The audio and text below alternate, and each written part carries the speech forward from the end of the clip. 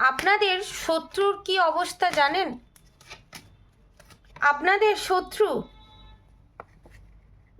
যে পয়সার লোভের কারণে একটা সময় ভুলভাল কাজ করেছিল এবং আপনাদেরকে কষ্ট দিয়ে, আপনাদের মনে আঘাত দিয়ে, আপনাদের জীবনে যে টাওয়ার মুভমেন্ট আনার চেষ্টা করেছিল, সেই হার্ট ব্রেকিং পজিশন আপনাদের এখন শত্রুর।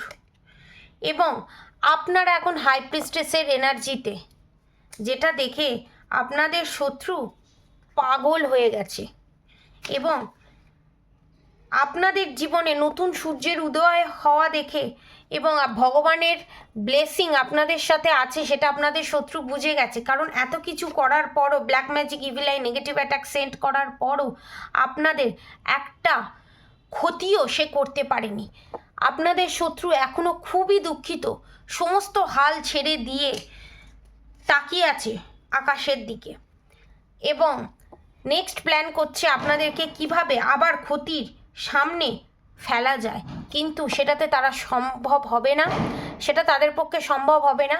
এবং সেটা যদি আপনাদের শত্রু করতে যায়, নিজেই মৃত্যুর মুখোমুখি তাকে হতে হবে এবং স্বয়ং যমদূত আপনার শত্রুর শেষ দেখেই ছাড়বে।